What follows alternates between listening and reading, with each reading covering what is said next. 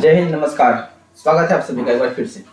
तो चलिए आज हम लोग जो है ना शुरू करने वाले हैं। चैप्टर 3 है, दो चर वाले की समीकरण है। ठीक है, पहले इसका डिफिनेशन वगैरह जान लेते हैं, उसके बाद जो है ना आप सभी को ऑब्जेक्टिव बताएंगे। आप सभी को पता है कि हमारा ऑब्जेक्टिव जो चल रहा है वो डॉक्टर के.सी. नाबू का चल रहा है, अर्थात स्टूडेंट फ्रेंड का किताब हम आपको बता रहे हैं। तो पहला क्वेश्चन है हमारा कि दो चर वाले रेखीय समीकरण किसे कहते हैं। ठीक है,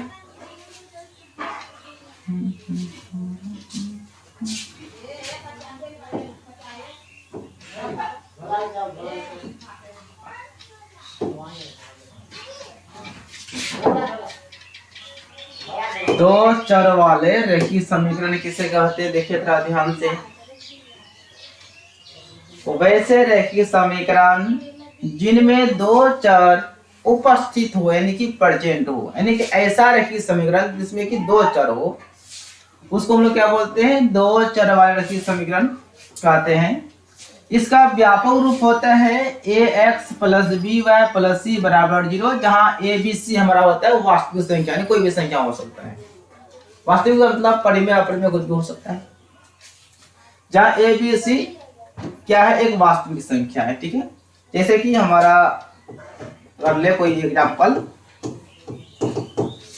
7x + 2y + 3 = 0 है ना। तो यह हमारा क्या हो गया, एक दो चर में हमारा रेखीय समीकरण हो गया। यदि इसमें क्वेश्चन पूछे कि बताइए ए बी सी का मान क्या होगा, तो ए का मान जो होता है बच्चों वो होता है एक्स का गुणांक। ध्यान रखिएगा, ए क्या होता है, तो हमारा एक्स का गुणांक होता है।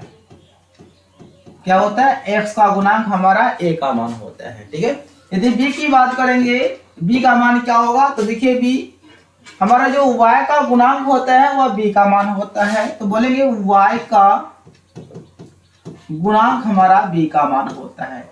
c की बात करेंगे तो यहाँ पे देखिए आपका जो है ना c, देखिए a b c, a होता है x का गुणांक, b होता है y का गुणांक, c हमारा होता है अचर पद, जिसमें कि x y नहीं है उसको अचर पद कहते हैं। c जो होगा बच्चों वो हमारा हो जाएगा भाई अचर पद हो जाएगा। क्लियर हो गया। अब यहां से आप बता सकते हैं कि a का मान क्या होगा। a का मान होता है x का गुणांक, x का गुणांक 7 है। बोलेंगे b का मान क्या होगा, तो b होता है y का गुणांक, यानी कि y के साथ में जो भी संख्या गुणा के रूप में है, तो y के साथ में गुणा के रूप में 2 है, तो y का मान क्या हो जाएगा, हमारा b का मान क्या हो जाएगा, 2 हो जाएगा। और c क्या होता है, अचर पद, जिसमें x y नहीं है, जिसमें कोई चर नहीं है, अर्थात हमारा हो जाएगा 3। मुझे उम्मीद है कि आप सभी को समझ में आ गया होगा।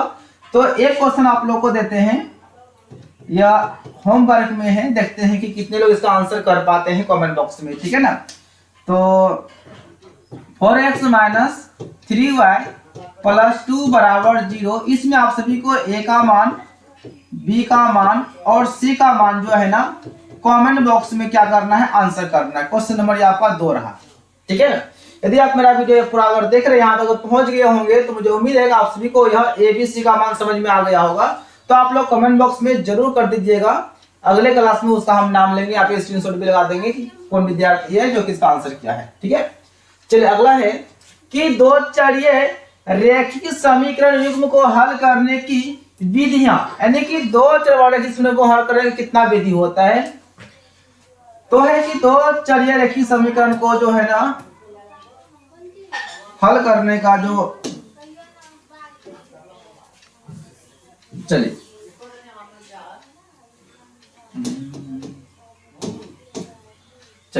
इसको हल करने का तो बहुत सारा विधि है, तो उनमें से कुछ विधि है जिसका 4 विधि महत्वपूर्ण है। ऐसे तो आपका किताब वगैरह में 3 ही विधि दिया रहता है। एक हमारा है विलोपन विधि, दूसरा है प्रतिस्थापन विधि, तीसरा है वज्र गुणन विधि और चौथा है ग्राफीय विधि। तो याद रखिएगा कि दो चर वाले रेखीय समीकरण को हल करने की कितनी विधि होती है, तो 4 विधि है।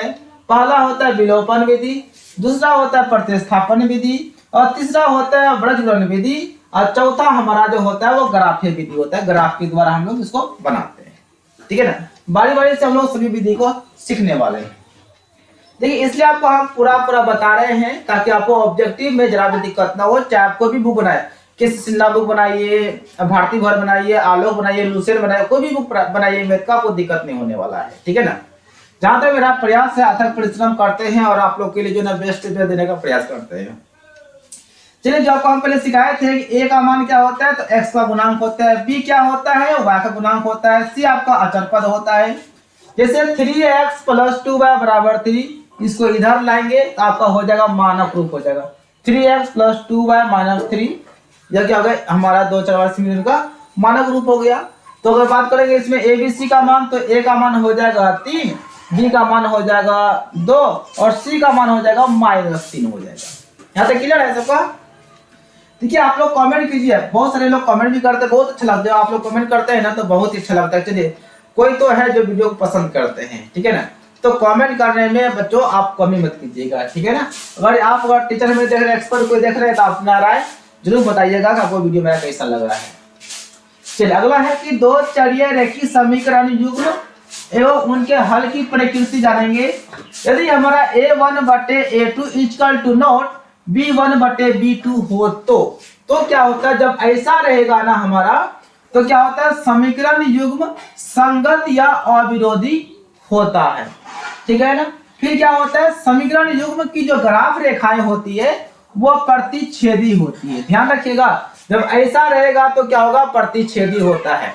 सबका जो है ना हम लोग प्रयोग अभी सीखने वाले हैं मैथ के माध्यम से। आज समीकरण युग्म का एक अद्वितीय हल होता है। यदि ऐसा रहेगा तो समीकरण संगत होगा या अविरोधी हो जाएगा। यदि ऐसा रहेगा तो क्या हो, रेखाएं प्रतिच्छेदी होती है, उसका एक अद्वितीय हल होता है, मात्र एक हल होता है, ठीक है। चलिए अगला है, यदि a1/a2 = b1/b2 = c1/c2 हो तो क्या होता है समीकरण आपका संगत होता है या अविरोधी होता है।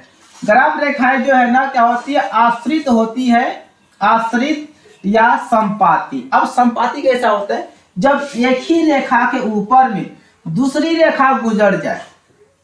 देखिए चला गया ना, जब एक ही रेखा के ऊपर में दूसरी रेखा गुजर जाए तो ऐसी रेखा कहते हैं संपाती रेखा कहते हैं अथवा आश्रित रेखा कहते हैं। और जब एक दूसरे को क्रॉस करेगा इसका नाम होता है प्रतिच्छेदी रेखा। जब एक दूसरे के ऐसे पैरेलल जाएगा, समांतर जाएगा, इसका नाम होता है समांतर रेखा। रेखा आपका इसमें होगा तीन तरह का, एक होगा प्रतिच्छेदी, और रेखा के ऊपर में रेखा गुजरेगा तो संपाती, और समांतर निकलेगा उसको समांतर रेखा, ठीक है। तो आश्रित या संपाती समझ में आ गया। जब एक ही रेखा के ऊपर में कोई रेखा गुजरे, एक ही रेखा के ऊपर में कोई रेखा गुजरे, उसी बिंदु से जाए, उसी रेखा से जाए, उसको हम लोग क्या बोलते हैं, संपाती कहते हैं। और इसका अपरिमित रूप से अनेक हल होता है। क्या होता है, अनेक हल होता है। चलिए हम उसे संपाती से देखते हैं। चलिए अगला है, यदि a1/a2 = b1/b2 = नॉट c1/c2 हो तो क्या होता है समीकरण युग्म जो है असंगत होता है, यानी कि विरोधी हो जाएगा। इसका जो ग्राफ रेखाएं होती है समांतर होती है। ग्राफ पे जब रेखा खींचेंगे ना, जब खींचेंगे, या ग्राफ है इस पे जब हम रेखा खींचेंगे वह समांतर निकलेगा, यानी कि चाहे तो वह ऐसे जा सकता है, देखिए ना समांतर रेखा है, यह क्या हमारा समांतर रेखा है, किधरों से जाए लेकिन वह दोनों क्या होगा, पैरेलल होगा, मतलब समांतर होगा। और इसका कोई हल नहीं होता है, याद रखिएगा। जिस समीकरण का रेखाएं समांतर होती है ना उसका कोई हल नहीं होता, अर्थात तो कोई हल नहीं का मतलब क्या हुआ, हल शून्य हो गया उसका, ठीक है। चलिए अब विलोपन विधि क्या होता है, थोड़ा इसको जान लीजिए।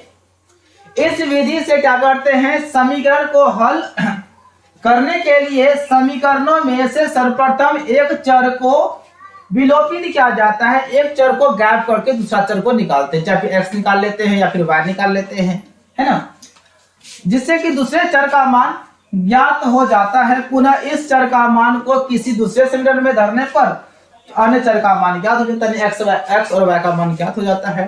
तो यह सब चीज जो है परिभाषा, यह सब चीजें हम लोग हिसाब बनाएंगे ना तो आप प्रैक्टिकल करेंगे, जैसे हम लोग एक चर का मान विलोपित करते हैं तो दूसरा चर निकालते हैं।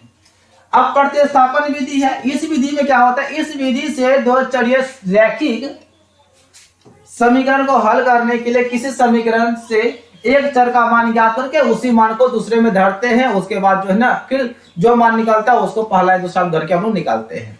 ये हमारा क्या इसका डिफिनेशन था। थोड़ा हमारा जब हम लोग किताब पढ़ेंगे ना, मतलब हिसाब पढ़ेंगे तो हम पूरा डिटेल से हम लोग सीखने वाले हैं, लेकिन वो होता कैसे है। अगला हमारा है वज्र गुणन विधि, ठीक है ना। इस विधि हम लोग इस रूप में बनाते हैं, b1 से लेते हैं b1/b2, c1/c2 और a1/a2, b1/b2। यहाँ पे हमारा होता है x या y, यहाँ पे होता है -1। यदि यही हमारा इस c1 का मान इधर अगर आ जाए तब यहाँ पे माइनस नहीं लेते हैं, प्लस लेते हैं, ठीक है। वह सब हम लोग मैथ के माध्यम से जानेंगे, उसी हम लोग को नाकोनी गुना किए हैं। इसमें क्या होता है, अगर हम इधर से गुना करेंगे ना, सबको इधर से ही गुना करेंगे, सबको इधर से ही गुना करेंगे, अथवा अगर हम इसको इधर से गुना करेंगे, सबको इधर से ही गुना करेंगे, इधर से गुना करेंगे, ठीक है। बिल्कुल समान तरीका से लेना है। चलिए अब हम लोग का आ जाता है समीकरण, यानी कि सवाल आ जाता है। अब सवाल को आराम से पढ़ेंगे, थोड़ा ध्यान से देखिएगा। तो जितना शर्त बताया वह सभी शर्तों का जो है ना यहाँ पे बहुत बड़ा योगदान होगा। सवाल है कि के किस मान के लिए निम्नलिखित समीकरण युग्म का, है ना, समीकरण निकाय मतलब युग्म होता है, निकाय का कोई हल नहीं है। बच्चों कोई हल नहीं है। कोई हल नहीं का शर्त क्या होता है, यह होता है आपका a1/a2 equal to b1/b2 equal to not c1/c2। यह कोई हल नहीं होने का शर्त होता है। अब इसी पे बैठाएंगे। a1 का मान देखिए आपका 3 हो जाएगा, a2 का मान आपका 6 हो जाएगा, बराबर b1 का मान यहाँ पे -1 हो जाएगा और b2 का मान यहाँ पे -2 हो जाएगा, इक्वल टू नॉट c1 का मान 5 हो जाएगा, -5, और इसका हो जाएगा -k। अब देखिए हमें निकालना है k का मान। शायद देखिए ध्यान से, हमारा इसमें k है, देखिए हम इन दोनों को लेते हैं, यहाँ से यहाँ लेते हैं, हमारा k का मान निकल जाएगा। चाहे इन दोनों को लीजिए या फिर यहाँ से यहाँ लीजिए, कोई बात नहीं है। तो यहाँ देखिए माइनस माइनस हो जाएगा प्लस, तो बचेगा 1/2 बराबर माइनस माइनस हो जाएगा प्लस, यहाँ सॉरी इक्वल टू नॉट है, 5/2 बचेगा क्या k। इधर से गुना करेंगे, ये गुना के आपका हो जाएगा k इक्वल टू नॉट तो रहेगा, और 2 पंचे हो जाएगा आपका 10। तो हमारा आंसर हो जाएगा k इक्वल टू नॉट 10 हो जाएगा, ठीक है। चलिए आगे बढ़ते हैं। देखिए जितना भी सवाल है इसको बनाने के लिए आपके पास जो शर्त होता है ये वाला है ना, जो 3 3 9 हुआ, मतलब होता है ना इस तरह से आपका a1/a2 equal to not b1/b2, ये वाला हो गया। इसका 3 शर्त होता है। अगला होता है a1/a2 बराबर b1/b2 बराबर नहीं c1/c2। अगला हमारा होता है a1/a2 बराबर b1/b2 बराबर c1/c2। बस यदि आप इस चीज को याद कर लेते हैं तो आपके लिए यह 2 चर वाले समीकरण जो है ना बहुत ही इजी, बहुत ही आसान हो जाएगा। और याद तो करना ही पड़ेगा, बिना याद किए कुछ नहीं होने वाला है। अगर याद नहीं करते हैं तो आपसे सवाल नहीं बनेगा, सब बात का एक बात। चलिए अगला है a का मान याद कीजिए, निकालना है हमें a का मान निकालना है, जिसके लिए समीकरण निकाल इतना का कोई हल नहीं है। देखिए क्या पूछा है, कोई हल नहीं है। तो कोई हल नहीं का शर्त क्या होता है, a1/a2 बराबर b1/b2 बराबर नहीं, यानी इक्वल टू नॉट c1/c2। यह हमारा होता है कोई हल नहीं होने का शर्त होता है। अब a1 का मान देखिए यहाँ पे क्या है, कुछ नहीं, एक रहता है, यहाँ पे एक रहता है, हो जाएगा आपका 1, a2 आपका हो जाएगा यहाँ पे, ठीक है, 1 हो गया, और a2 आपका हो जाएगा 5 इक्वल टू b1। यहाँ देखिए b1 आपका क्या है, -3 है, तो लिखेंगे -3, यहाँ पे आपका k है। देखिए c1/c2 जाके फायदा नहीं है, क्योंकि हमारा k का मान यहाँ पे मिल गया ना, सीधा यहाँ से गुना कर देंगे, हो जाएगा के, इधर से गुना करेंगे तो 3 5 हो जाएगा 15। तो हमारा के का वैल्यू क्या हो जाएगा, -15 हो जाएगा। ठीक है, ठीक है ना सभी को? चलिए क्लियर है। या कैसे सिन्हा बुक का है, ठीक है ना, बिना ऑप्शन वाला है, उसके बाद आपको ऑप्शन वाला भी बताएंगे। समीकरण निकाय इतना के अनगिनत हल होने के लिए ए का मान ज्ञात कीजिए। अनगिनत हल,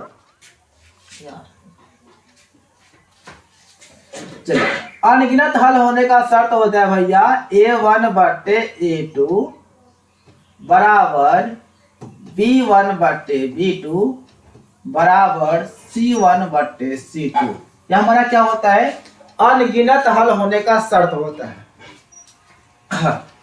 a1 का मान देखिए यहाँ पे 1 है तो 1 लिखेंगे, बटे a2 का मान आपका 2 है तो 2 लिख दीजिए, b1 तो आपका 1 है, b2 यहाँ तो देखिए आपका 1।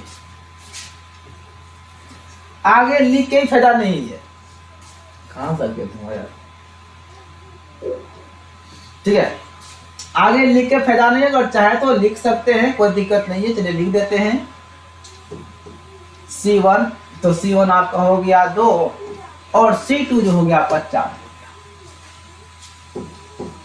चाहे इन दोनों को लीजिए या फिर इन दोनों को लीजिए, बात बराबर है। हम इसको लेते हैं, इन दोनों से काम कर लेते हैं और इससे 1/2, क्योंकि सब तो बराबर है ना, है 1/a। इससे काम चला लेते हैं, इधर से गुना करेंगे 1 और इधर से गुना करेंगे 2 गुना 1 2, आपका a का मान कितना आ जाएगा, 2 आ जाएगा। आगे समझ में, चाहे इसको लीजिएगा ना, आपका 2 दूनी 4 कट जाएगा, a का मान ही तो a का मान 2 ही निकलेगा, इसमें कोई दिक्कत नहीं। चलिए अगला है क्वेश्चन नंबर 4। समीकरणों के निकाय 5x + 2y = 0 और इतना के अनगिनत हल होने का शर्त लिखे। क्या बोलता है, अनगिनत हल होने का, तो a का मान क्या होगा, है ना। तो अनगिनत का हल यही ना होता है आपका a1/a2 = b1/b2 = c1/c2।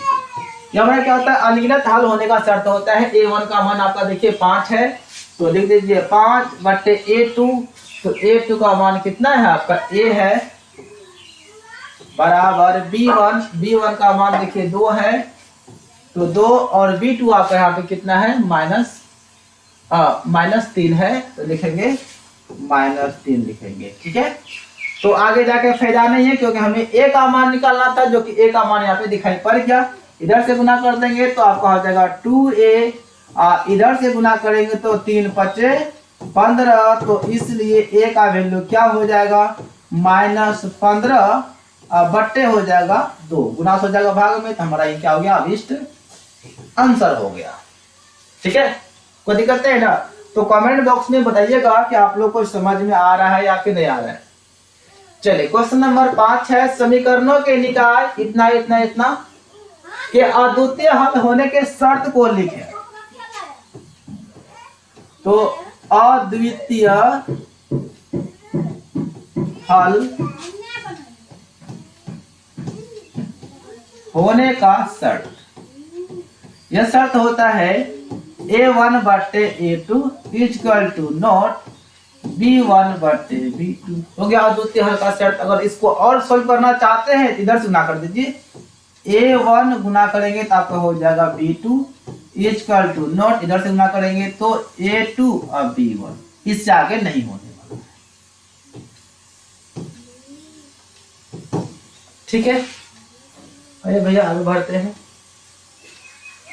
हाँ, a/q बराबर b/p = नॉट c/r।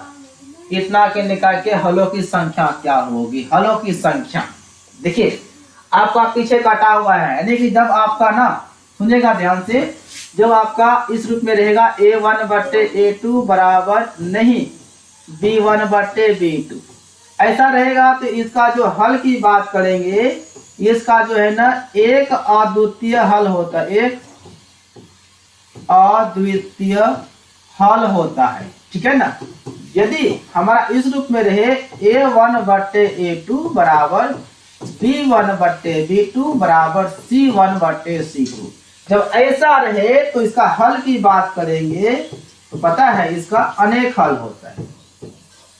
अनेक हल होता है। ठीक है, यदि आपका ऐसा रहे a1 बट्टे a2 बराबर b1 बट्टे b2 equal to not c1 बट्टे c2, जब ऐसा रहे ना तो इसका जो हल होगा ना बच्चों, इसका कोई हल नहीं होगा, कोई हल नहीं, अर्थात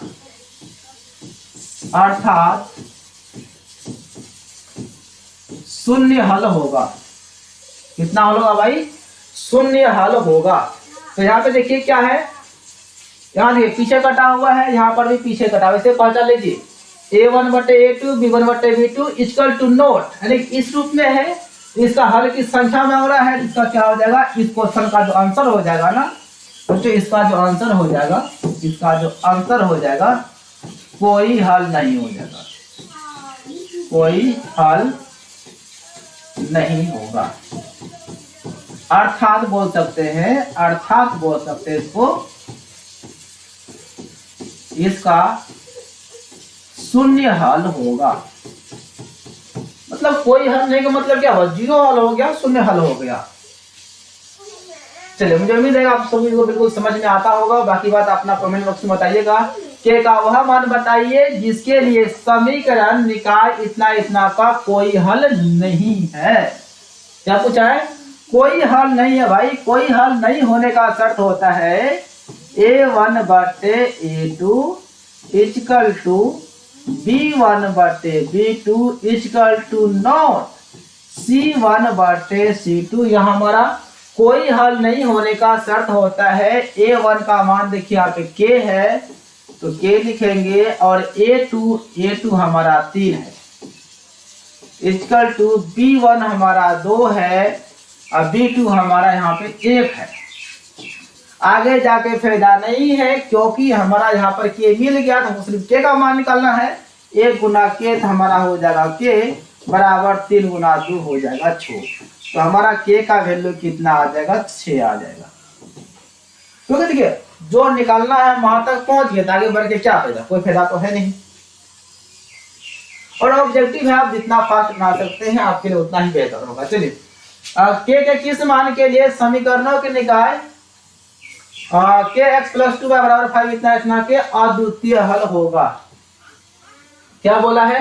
एक अद्वितीय हल होगा। तो अद्वितीय हल होने का शर्त होता है a1 बटे a2 equal to not b1 बटे b2। यह हमारा होता है अद्वितीय हल का शर्त।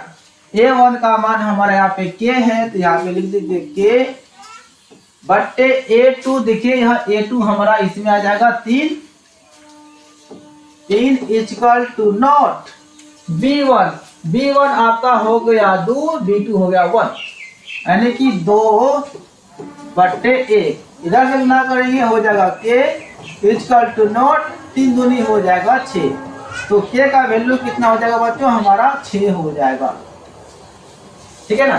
तो मुझे उम्मीद है कि बिल्कुल आप लोग को समझ में आता होगा, क्योंकि आपको बेहतर देने का प्रयास कर रहे हैं। चलिए, x और y में रेखीय समीकरण के निकाय के हल कितने होंगे? देखिए x और y यानी दो चर वाले रेखीय समीकरण का जो हल होता है अनेक हल होता है। इसका जो होगा अनेक हल होगा, अनेक हल होगा। ठीक है, यह तो आपका 9th का ही चीज है, या 9th में ही पढ़े होंगे। जैसे कि ax y है तो by प्लस c बराबर क्या 0 हो जाएगा। ये हमारा इसका दो चर वाला समीकरण व्यापक रूप होता है। उसके बाद अगर चाहे तो इसको बना सकते हैं 2x प्लस 3y प्लस 2 बराबर 0। x का मान कुछ लेंगे तो y का मान कुछ आएगा, फिर y का मान कुछ लेंगे तो x का मान कुछ आएगा। इस तरह से आते रहेगा। यानी x का मान 5 लेंगे तो y का मान दूसरा आ जाएगा, x का मान मान लिया हम 3 लेंगे तो y का और दूसरा आ जाएगा। इस तरह से बहुत सारा हल निकल जाएगा हमारा। यानी कि x और y में अर्थात दो चर वाले समीकरण का हल जो है ना अपरिमित रूप से अनेक हल होता है। क्लियर है? तो चलिए, छोटा सा वीडियो था, उम्मीद करेंगे कि आप सभी को समझ में आ गया होगा। तो अपना कमेंट बॉक्स में राय बताइएगा कि आपको वीडियो कैसा लग रहा है। बहुत जल्दी आपका कैसे स्नैप बुक का जो है सारा ऑब्जेक्टिव खत्म कर देंगे, उसके बाद फिर एनसीईआरटी पे करेंगे जो कि आपको सब्जेक्टिव बताएंगे। ठीक है ना? तो बहुत जल्दी, और ऑब्जेक्टिव 50% पूछा जाता है, आप लोगों को पता है। तो विशेष ध्यान दीजिएगा ऑब्जेक्टिव पर भी, ठीक है। और आपका लाइव क्लास सोमवार से शुरू हो जाएगा, ठीक है। तो ऑल द बेस्ट, जय हिंद, वंदे मातरम। तो अपना राय कमेंट में बताइएगा, बाकी बात वीडियो को शेयर कीजिएगा, लाइक कीजिएगा, और पहली बार आए तो सब्सक्राइब जरूर कर लीजिएगा, ठीक है। All the best.